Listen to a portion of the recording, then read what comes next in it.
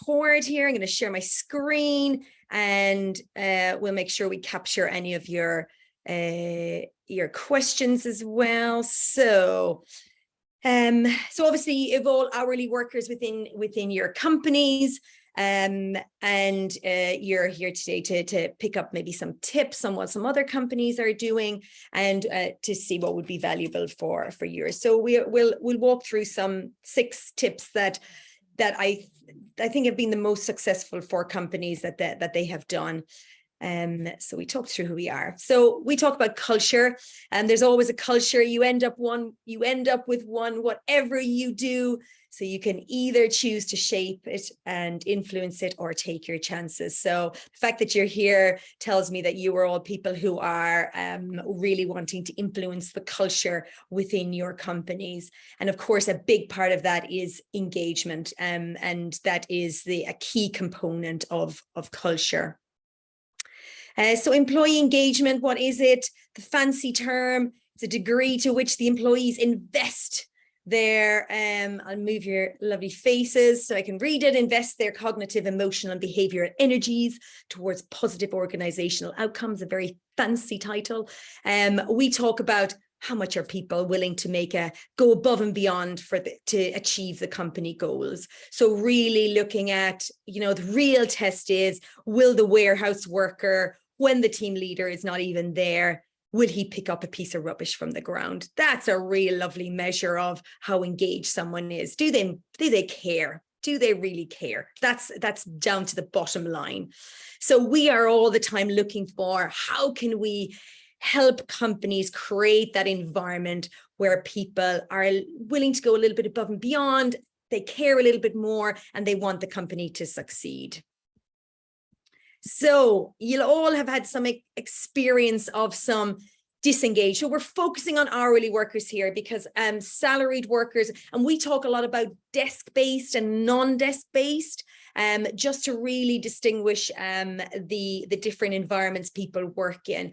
So, but disengaged hourly workers, if you come off your mute, Santa, I'll keep you on mute because of your party atmosphere in the background of yours. What does engaged hourly work? How do disengaged hourly workers show up? How do you know? How do you see them? What do they look like? What do you experience with them? Come and tell me. You can just tell by their eyes, can't you, that they're just there to do a job, and it's that care element. You can tell they just don't care. If you have overtime, they don't want to stay for overtime. You can just tell when you've got disengaged workers. Yeah, everything is an issue. You know, something they're at a peak for the company, and they're not willing to compromise. They're not willing to do that extra overtime, or at least make it fair for everyone. There's a lot of heels get stuck in. What else? What about you, Karen? I certainly agree with everything that Laura said. I think it's the atmosphere that you just pick up on, because they don't keep it to themselves. It's not one employee. It spreads, they chat, and it's always quite negative chatter. Whereas if they're really into the work and they'll kind of support each other, it's a completely different feeling. Oh my God, totally. And that negative can really, it's contagious. It can spread so easily, and negative spreads so much more faster than positive. So you have that negative atmosphere, and it just gets into everyone. It gets into the DNA of the teams and the departments, and can spread so easily. So we always say we need to overpower the negative talkers with the positive talkers. And when we measure, we really measure how many positive, highly engaged staff there is compared to, when if you do your net promoter score, for example, you can really measure how many are positively talking about the company and how much are negatively.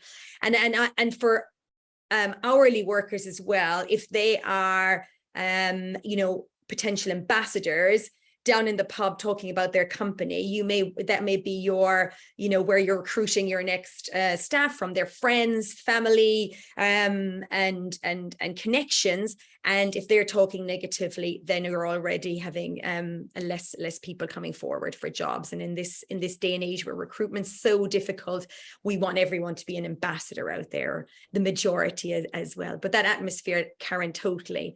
Erica, welcome. Feel free to come and join us.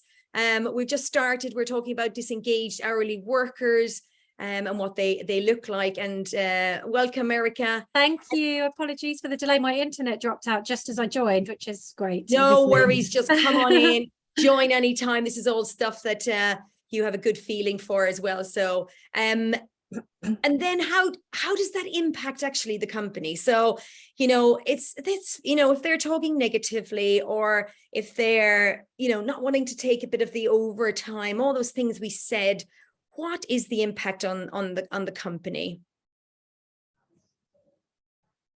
I can talk again. I just answered it first last time. I think the impact, it can have a massive impact. It can be, orders aren't going out of the door because, they're not working at 100% because they are disengaged, possibly not hitting their rates, which is why we need overtime, but then they won't stay for overtime. So you're not getting orders to come out the door. That then goes into financials. So, it really can have such a big effect on the business. Massive. Anything else, Karen? So we're certainly seeing it with regards to the delivery times, but it's also the quality, because that care isn't there to make sure that it is to the best standard that it can be, and also absence, because they're not feeling at their best. So it just doesn't work. They're not as quick when they're here. They're not necessarily here as much as they would otherwise be. And certainly going into this time of year when everyone's getting the jumpers out and they're worried about costs and things like that, the whole thing gets a bit on top of them. And we're seeing a lot of that actually, where it's just everything is just all a bit overwhelming. Yeah, totally. And going back to what Laura said is it impacts our outputs, it impacts the targets we have, which then impacts the clients. And we talk about client loyalty a lot, that the hourly workers, the impact hourly workers having client loyalty, because sometimes it can be a bit disconnected from the client, is considerable, because then they're not going to be satisfied, and as you said, Karen, then the quality goes down with the care. Erica, how do you see it in your world? So I work in hospitality. So I work at a boutique hotel, and we have around 60 employees, half of which who are hourly workers. And some of them are fantastic and will be university students, for example, who will come back in all of their breaks and do a fantastic job and are loyal to the company, very engaged.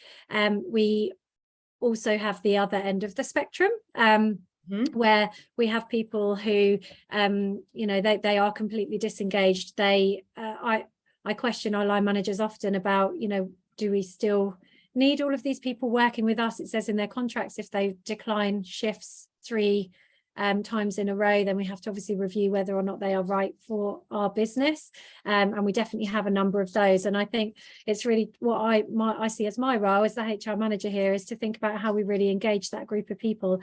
We don't actually treat them any differently. They get the same everything, but maybe they don't potentially feel as part of a team as the permanent and full-time employees do, or part-time do.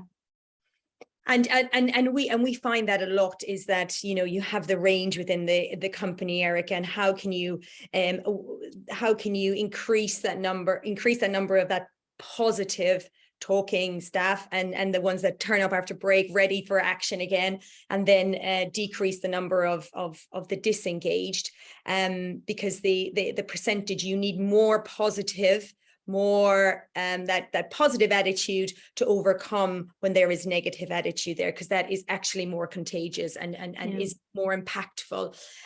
So it's all about getting those numbers, the percentage. So we always compare the numbers. How can you make sure you have more of these and less of these?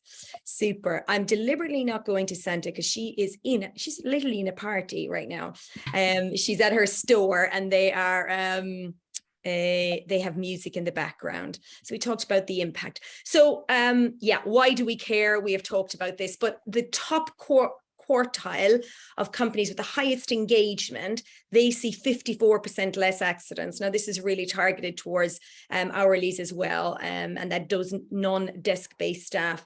81% reduction in absenteeism. Absenteeism is one of the biggest targets most of our companies want to tackle when they want to improve the culture. It's one of the outcomes that they want to see is a reduction in the absenteeism. And a 10% increase in client loyalty. So the hourly workers' engagement can have an impact on that client loyalty. And that goes back to what Karen was saying about the, the quality alone, the service, the, orders out on time, all of those things. So Erica, we work mainly in food manufacturing and construction. So that a lot of the examples I would be giving is in that, but it's very, very similar for all hourly. So we have a program that our clients go through. It's called the Culture Accelerator. There's 5 steps. The only reason I'm mentioning this is so that, because we will walk through examples that companies have done in each step to improve the culture. So clarity, we talk about measuring the culture, the engagement. We talk about embedding the great things that you want to do. We talk about connecting, so that connection with hourly staff, that they feel connected to the company. And we talk about empowerment to be real ambassadors. So we'll come back to these five titles as well. So 6 ways to engage hourly workers. So let's hear some examples of what we've done. So clarity, that part of the program is all about being really clear on what the aspirational culture is. Now I say aspirational is some parts will be there, some parts are there, they're at the core of the company, and some parts maybe the want to, or it's not consistent throughout the organization. So we talk about that real aspirational, where do we want to be? What do we want everyone living and breathing? So clarity around that culture, and the culture and then impacts of course, the engagement. So the tip here is translating the organizational values. So first of all, have values is what is the values, what's important to you. That's what it's defining is what is important to you as an organization, but translating that into behaviors.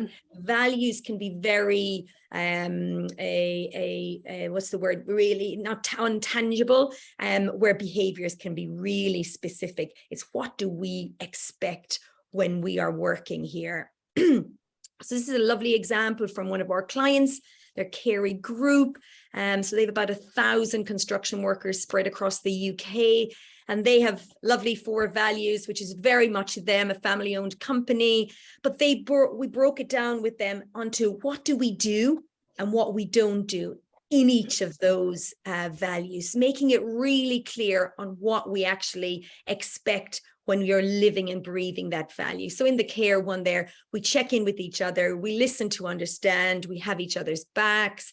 Or in the authenticity, which everyone could have a different understanding of what authenticity is we're genuine, we encourage others to have their say, and we share what we're thinking with respect, sincerity, and care. So this is what they expect from all of their workers, and whether you're hourly or salaried. And translating that into the behaviors. We have another client, a lovely client here in Bristol, where we're based. It's Bailey's. They make the caravans, and they are really dependent. There's such a demand for caravans and motorhomes right now. They're really dependent on their hourly workers showing up on the day to actually do the work and delivering those caravans on time, because they are for their client loyalty. But they break down their values of we roll up our sleeves, so a real hands-on approach. We get stuck in and get the job done. We take responsibility for our work, and we examine our issues and find solutions together. They expect that. It's our expectation when you work here that this is what is, or when you work in Bailey, this is the expectation of what we expect. And we always say, is it specific, and is it teachable and measurable? Because that is what then we can measure our employees on, and saying, are we, when you want to measure your culture and where it is. So translating the values into really clear, specific behaviors, which we will come back to again when we're rewarding employees. So number 2, measure. So measuring engagement for salaried and hourly workers, separating it out. So even though companies tend to treat them the same, there is, we have shown that different aspects motivate different workers. So depending whether you're salaried or hourly, and measuring that is really, really critical. And then identifying what are the issues within engagement in their category, in the hourly. Sometimes when you merge them, it can get a bit averagey, and then you lose the specific issues that are an issue with hourly workers. So you may be saying surveys, gosh, our hourly staff don't want to even do surveys. So we'll come onto that to explain that. So it's really about saying, I want to hear your voice and I want to hear your opinion, truly want to hear your opinion anonymously, so that I know what challenges and what things you think are great here and what you think is not so great here. And we can be really then honest and transparent about what we want to do about it. So hearing the voices and opinions of hourly workers. So surveys, that's about hearing the voice. So when we go into a company, we say, we want to hear the voices of the hourlies. And then they normally say, well, it's really difficult to get them to complete a survey. So true. So true. Everyone experiences that. So what we do is we say they need some VIP treatment. We need to eliminate all the barriers that exist for them completing surveys, so that we can hear their voice and see what the challenges are. And how we do that is we think about what are all the barriers that they hit when they want to fill out a survey. So here it's generally the non-desk-based and desk-based staff we compare. So when you're sitting at your desk and you're marketing and you're completing, email comes in, oh, they want to know his opinion of my company on engagement. So I go in the survey, answer all the questions, lovely.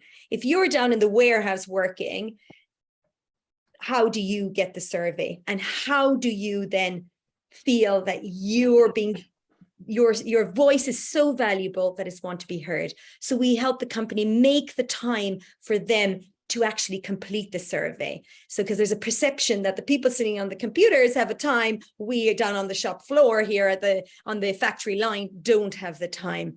Tech can be a lot of issues. So how do you overcome that tech? It should be so simple that it's literally there. Press the button, away you go, on their phones, no drama, nothing tech. I don't have to receive emails. I don't have to fill in anything complicated. I just want to answer questions. And then language, with a variety of languages across the company. How do you overcome that? If you have a variety of language, you do not want it to be a barrier, because then that gives you some rich data, rich information to find out what are people actually saying? And the comment sections are usually the most valuable when we ask them, tell us what's really good about this company and tell us what is not so good about working here. The other thing that I would add that we saw really make a difference with people wanting to fill out the surveys was making it relevant. So each department, as long as they were of a sufficient size, had their own survey results. And then it got amalgamated up to others, but that was really then focused on their team. And which is so valuable, Karen, because you can then see it exposes when one department or one area is really low compared to what are the department over here who got a really high engagement. What are they doing compared to what are they doing? And it really reveals some areas that are impacting the overall score. Really, really valuable, dividing it up. And in fact, I would say, Karen, that is nearly a must, because otherwise it gets merged and becomes very average again. It's all about what is the valuable information. And then you can talk direct to the team leaders or the managers and go, in your department, these are the issues we're seeing. This was the score. And in your department, oh my God, you got fantastic results. These is what you're seeing. What do you feel you're doing over here that is so great that we could share those super best practices? Really valuable, Karen. So overcoming the barriers, ensuring that what the company is, the impression the company is giving is that we are committed to hearing your voice. So we aim for over 80 with hourly workers for each survey we're doing. Then embedding in the third stage in the program is embed the culture you want lived every day. So there is so many different things you can do here. We always talk about, you want to see it, you want to hear it, and you want to feel it in the embedding. in this one, I'm going to talk about rewarding employees. So what we have seen a big impact is, like development for salaried staff, we also talk about development for hourly staff, and how can they further develop, not even in the skills, but just from a basic salary to the next level of salary. So Bailey, for example, that company I just showed you with one of their values, they bring in a company at an hourly worker and the living wage, but they are very clear on what will bring you from that to the next plus 50 pence per hour, and then what will bring you to the next one, and what will bring you to the next one. So it's really clear for employees what will help them get to the next level. So and that helps with the engagement, that helps with the financial, that helps with the reward. It's rewarding what they're doing, and they include, you must be living and breathing the values. That must be in there, because that's feeding the culture we want to create. You know, attendance, being on time, achieving the job. They put all of that together and then make it really clear what will bring you to the next level for salary. And also there's a time in the job as well. So that they have seen has massively impacted retention, because people have a goal, but you only get to the goal if you are committed. So that is a really, really gorgeous one that they do. We talk about rewarding employees for whatever is the aspect that you want to improve. So whether it is attendance, or whether it is for culture, we do it a lot about rewarding the employee for the behavior you want to see. So, and making it public and seeing that this is what gets rewarded. Next stage, talking about connect. How do you make the employees feel connected? How do you make them feel like they belong? And one thing here is we have seen a big impact is updating on them on what's going on. Updating what's going on with the company, with what clients are coming on board, but also more importantly, what's happening with the coffee machine down in the staff canteen. So really from the big level, kind of a little bit of, oh, I'm in a safe company, this is a good company to work for, they seem to be doing okay, to right down to what's impacting me on a daily basis. So a couple of things that we have seen has had big impact is an easy to use app that every worker can have on their phone. They get all the communications in there, all their policies are in there, you can leave the surveys in there, and it's really easy to use. They get a notification when something new is coming out, change in time of working, or the Christmas party. It's always a good time to implement the new easy to use app. It's when it's coming to the Christmas party and say you'll only get the info through the app, then everyone downloads it. That's the easy to use app.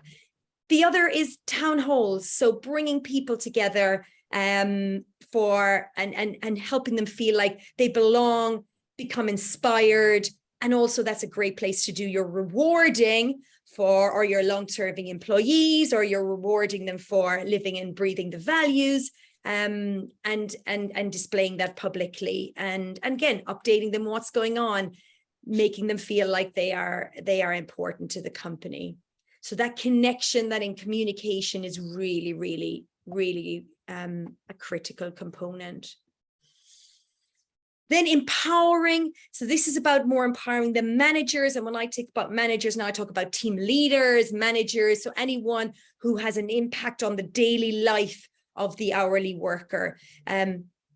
Empowering them to tackle the engagement issues. So eliminating those engagement drainers. So if I'm an hourly worker, I'm being paid from 9 to 10 o'clock. If I see them sauntering in at 9:05 and leaving at 9:55, but I'm there for the full 60 minutes, I can tell you that's going to demotivate me. It's going to go, well, they're getting away with it. Why the hell am I making that huge effort if they're getting away with all of that? Welcome, Hannah. We're just in the middle. We'll keep going and join in with us. So empowering the managers to tackle those. To do that, the managers and team leaders need to have the skill, the courage, and the ability to tackle poor behaviors. This one is a key one that you will not succeed on implementing or encouraging or developing any culture until this really works. Train them to be the feedback champions. So when something's not working, if behaviors are out of line, if it's having an impact on the team, the way they're behaving, giving feedback, saying, this is what you are doing. This is the impact on the team. What are your thoughts? What do we need to do to change this? So tackling time wasters, for example, the ones going off for a smoke break, used to be one that I had in my factory, is they were going off regularly for fag breaks. And then the others were, well, I'm not having a fag break and I'm working my ass off in here while they're out flogging the fags. That's unfair. Why should I work harder? And making everything really fair. But we need team leaders and managers to be able to give that feedback, to tackle fast, efficient, not letting it go on, any engagement drainers, whatever those drainers are. You know, it can be the negative talk. When you're regularly negatively talking, it's having an impact on our team. You know, what are your thoughts? What can we do to ensure that you're not negatively talking? All of those. So that is a key one. That was one of my big ones. So when our company goes through a stage 1 of all those 5 steps, they go back around again and start stage 2, going through the same steps, but just implementing the culture aspects that are at the next level. Measuring. So we talk about, again, measuring. We talked about how to do the surveys and getting over that 80% engagement in the surveys. But make hourly workers' engagement a KPI. So measuring it regularly so that it's on the focus of the management and they can see what's having an impact and what's not. So what gets measured gets managed.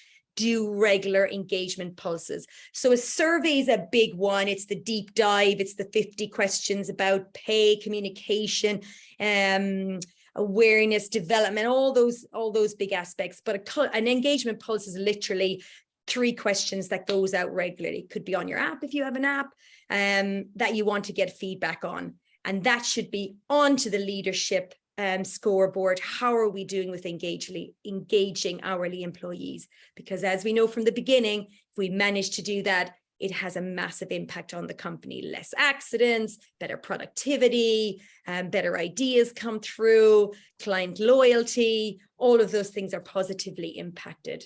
So that's really the kind of second stage, I would say, is if you're managing to get on top of the key engagement aspects, then putting this on top, having it a regular focus for the leadership is just like gold. So just for someone we have recently put it in with as a KPI. So it goes onto their board, they measure it. They measure engagement across the company, but we do hourly staff as a specific one as well. Here, the engagement, favorable is the engaged, unfavorable is the disengaged, and neutral is in between. We were able to go from a 30% favorable up to 56% favorable. Absenteeism gone down. We saw retention increasing. So people were staying that bit longer. Their turnover wasn't as high. Accidents were down, and big one for them, returns. That was one of their big targets, to get down the number of returns. So they're seeing the impact. It takes a while to actually see that impact, obviously, when you change, because these are all relative, depend on how fast your turnover and consumption is. For some factories, that can be 6 months. And for Santa, in your case, where you're selling it direct, it can be immediate on the day. Good. So lots of ideas thrown in there. Any let's jump in with some questions. Come on. What is on your daily jobs that is on the top of your mind now that you say would be good to throw in a question? I don't have any questions, actually.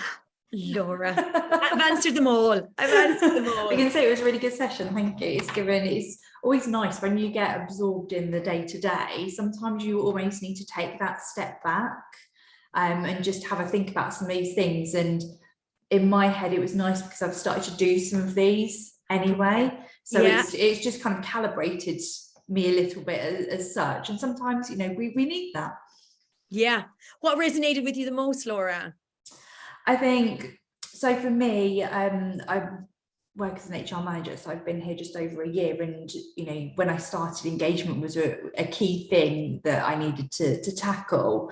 And you know, it's food manufacturing, we've got a factory, we've got about 100 workers who are hourly paid, multiple different nationalities. So you know, what you found was there was a real divide between the languages, so English speaking versus Lithuanian, for example. And I've, you know, spent a lot of that time just getting to know people, because they didn't really, you know, they felt like a number. They didn't really feel that anyone was listening to them.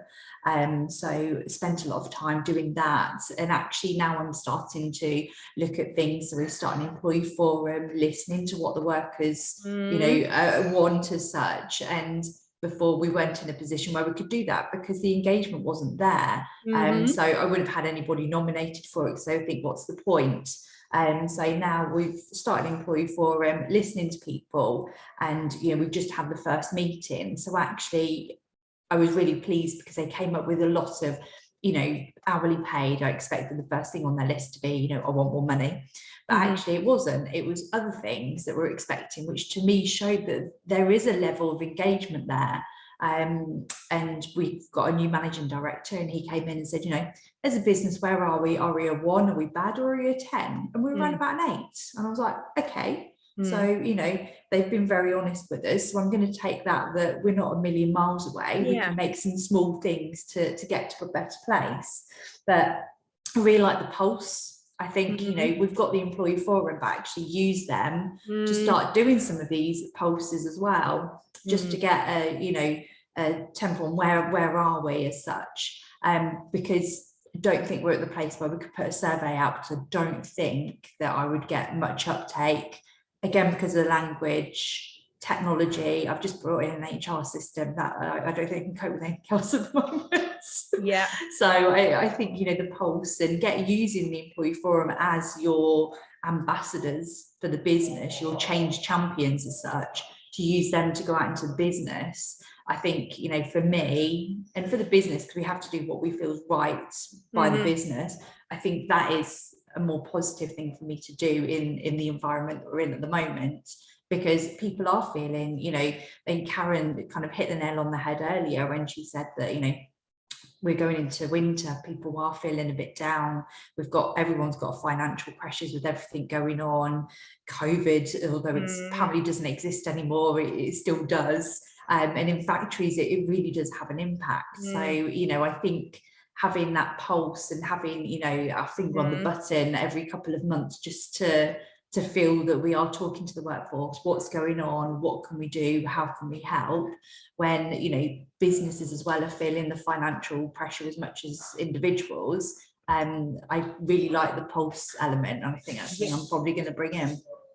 Yeah, and Laura, just on, because I know you said you're not kind of ready for that survey, and the same with the pulse, getting that high engagement for the pulse. What for the surveys, and you might be some ideas coming for the pulses as well, is or crew, they will come into a room, they'll be given the 15 minutes to do the survey. Now the pulse will only take 30 seconds, and they scan a QR code, and it immediately opens on their phones. So they literally are standing there with their phone, it opens straight in, place yes, no, 5, 2, 7, 4 comments in their language, and that is a real help. So so you avoid all tech issues. They're using their own phone, so they kind of know it. They're being given the time. So also for pulses, if you're not seeing the uptake, consider something that, like, right, you're all going to be given, you know, an extra minute on your break to walk through and do your pulse, you know, or whatever it is. So there are ways to overcome, and that's how we manage to get the 80%, is that we make it really easy. They come with their phone, QR code, answer the questions, they've given the 15 minutes, and we're literally rotating them in. So they're like, oh, I've been given 15 minutes to do this, and it's amazing, and there's coffee and everything. It's like special. So that's really nice. So we say we give them the VIP treatment is actually what we talk about, the VIP treatment. Okay. Yeah. So just consider some ideas from that if you are going to be going down the road of pulses. Yeah. Okay. Thank you. Great. Karen, anything from your side there that what resonated for you? So we've gone through this previously, and it's good to know that kind of what we did fits what you're saying works. So that's always reassuring. We've then gone through a merger and are now in the process of starting again, effectively. So that's kind of our challenge. So this was really just to make sure if anything had changed from when we did it before, to make sure that we're still up to date with how we want to approach it going forwards. Yeah. And in that situation, and are these aspects that you have in place, Karen? Some of the things we talked about? They're aspects that head office have removed, but they were in place. Yeah. Exactly. And so it's kind of, as you say, going back to the beginning and starting from scratch again, because especially if you have those involved, you can go really to the next level of where we talk about speed dating with leadership and stay interviews and things, they're the next level. But it sounds like, Karen, you have to go back to the yeah, we had all that. We'd provide breakfast, sort of breakfast rolls, come and have a chat with the senior leadership team. But now it's a lot more international. And the survey tools and things have been put on hold while we evaluate what we need as a new group. So everything is really much a blank piece of paper at the moment. Good. So, well, not good, Karen, but at least you're at the right elements, that what needs to be in place. So just before we go on to any more questions, hello, Muir, welcome, and Hannah. We also offer, if you've joined the session, we offer a complimentary strategy session for half an hour. Literally, I'll just put the link in the chat as well, so you have it. That you can join us. We can talk about where you are with strategy and what is valuable for. Let me come out of stop sharing for a second into the chat, because too many things on my screen. So please book in. It's really very easy to use. Literally, you click the link and you'll come into something like this, and it shows you the free times. I think September, where are we? October. So there's some on the 6th and 7th of October available. You just click on the time and it sets it up a Zoom call for you. So it's really, really easy. It's around the times that you're available, so you don't have to be working around my schedule. So feel free to book in. I see notifications coming in. So thank you guys for booking already. Gosh, I'll be dying to join you guys. So let's go back to sharing the screen. There we go. I need to make you a little bit smaller. So yeah, so please feel book in. We can talk about where you are with your strategy and what would be useful for you guys going forward, and what's the best next step for you around culture. So taking all the aspects, I appreciate, Muir, you weren't involved in this, but considering those ideas that we shared, what are you going to do around hourly worker engagement now going forward? So Santa, we will allow you come in now from the party shop. Tell us, what did you take and what do you plan to do? Oh, you have to come off mute. Prepare for that, everyone. Hello guys, sorry, as I said to Marita, I'm working from one of our branches. It's a busy hospitality high street brand. So I was glad to hear that a lot of aspects that we already do in TOS. We have very clear values and behaviors, and we do reflect on the company behaviors, which are we care, we want to grow, and we want to change. So this is how we measure the team performance. We do run 6 monthly surveys, but definitely is something that I would suggest to separate the surveys from the salaried and hourly paid team. Yeah, really value to do that.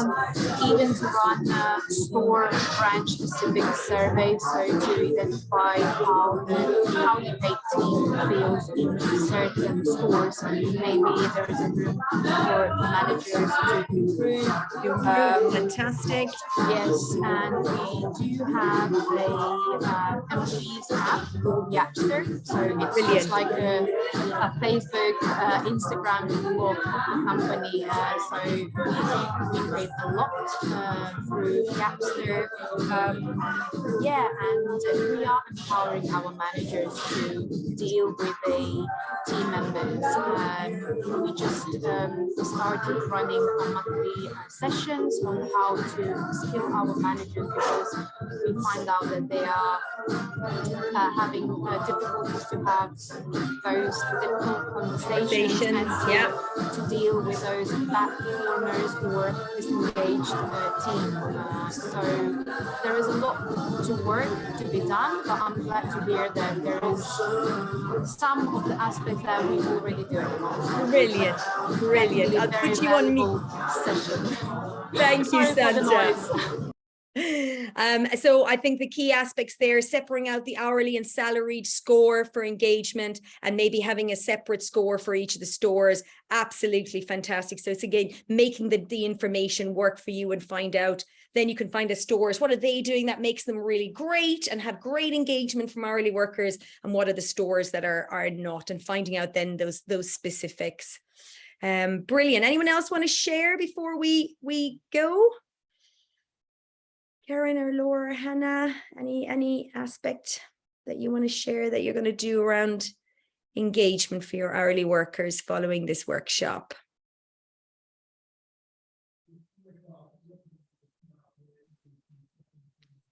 I think from my side, it's just working with the senior team to scope out what tools and plans we can roll out. So yeah, still early days on that journey. Exactly. And one thing that might be helpful there, Karen, is calculating the cost of the turnover for the hourly right now, and what value that would bring to actually make sure you're working on this, because that's that is a dollar sign that you can actually put on disengaged employees. So especially if you're starting from scratch again, Karen, and convincing the leadership to do some of these things. Super. Yeah. Okay, so we will share that information with you guys who attended. Muir, you're more than welcome to stay. I'll let everyone else go because the time is up. I don't want to keep them, but anyone who was joined late, please feel free to stay on and we can have a chat. But gorgeous to meet you guys. Thank you so much. Book in for a complimentary strategy session for half an hour, and we can talk further about where your culture is at and where you want it to go, especially around the hourly workers. Super. Thank you so much, guys, for a super Thursday lunchtime get together. It was really appreciated. Have a great day. Thank you so much. Thank you. Bye. Bye. Bye. Hi, Marita. Hi, Muir. One second. I'm just going to stop recording.